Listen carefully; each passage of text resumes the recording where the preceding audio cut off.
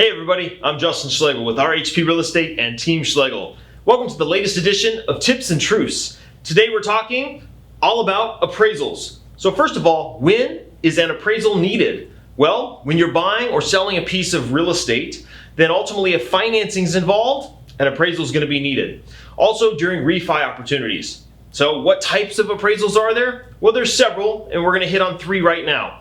One is the old-fashioned in-person appraisal, where an appraiser comes out to the property, they do their market research, they put together a big report, and they submit that to the lender or the underwriter. Number two is a drive-by. It's a limited version where they're still driving by the property, getting an exterior photo, getting a general sense of condition based upon that, and completing a report. And the third item is more of an automated version where it's done in-house, and typically it doesn't even go to an appraiser at all. So who orders the appraisal? Well, it's ordered by the lender, but it's not like 10 years ago when they get to pick their favorite appraiser who was always going to give value. Now it's done on a rotational basis. So it gets ordered through what's called an appraisal management company, and then they pick who the actual appraiser is going to be.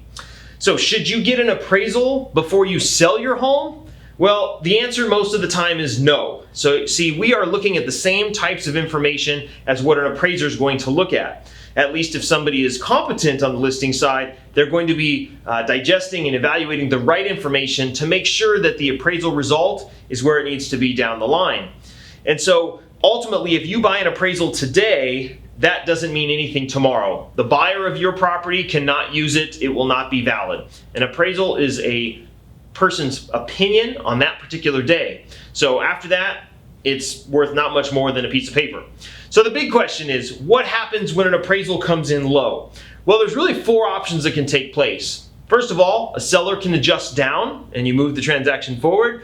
A buyer can come up, which generally means they're paying the difference in cash and the transaction moves forward. You can meet somewhere in between, which happens a lot of the times. Or number four, the transaction cancels and everybody starts over.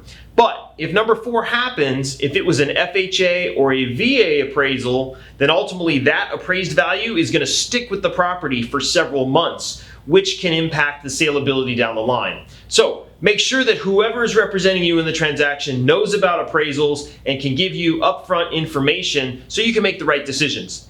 Please, if you have any questions, don't hesitate. Our contact information is below. Thank you for watching and have a great day.